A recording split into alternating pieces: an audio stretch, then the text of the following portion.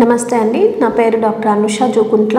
నేను general physician. ఎక్కువగా ఓపీకి వచ్చే పేషెంట్స్లో ఆడవాళ్ళలోనే మనం ఎక్కువగా ఏంటంటే రక్తహీనత అనే ఒక సమస్యను నేను చూస్తూ ఉంటాను అనమాట.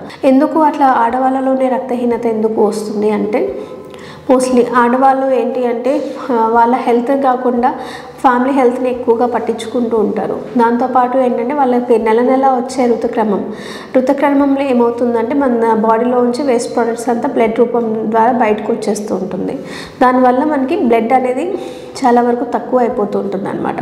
సో ఏ పేషెంట్ని చూసినా కూడా హెచ్పి 9, 7 అట్లా నీరసంతో కానీ, కళ్ళు తిరుగుతూ ఉండడంతో కానీ, అట్లా చెమటలు పడుతూ ఉండడం, ఎక్కువసేపు పని చేసుకోలేకపోతున్నాను అని చెప్పేసి అటువంటి సమస్యలతోటి నా దగ్గరికి వచ్చిన సందర్భాలు చాలా ఉన్నాయి.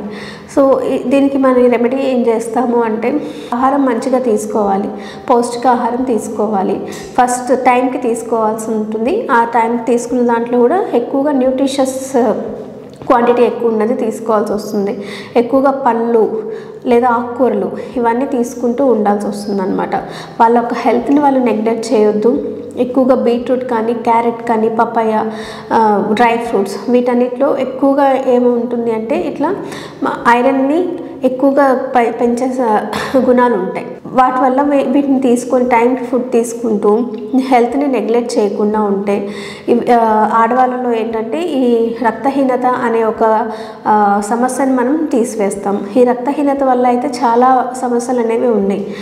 మనం వర్క్ మీద ఎక్కువ కాన్సన్ట్రేట్ చేయలేకపోతూ ఉంటాం. నడుస్తుంటే ఆయాసం వస్తూ ఉంటుంది. సో వీటన్నిటికీ గల ఒక సింపుల్ రెమెడీ ఏంటి అంటే, ఫుడ్లో ఎక్కువగా ఐరన్ కంటెంట్ ఉండేలాగా చూసుకోవడం.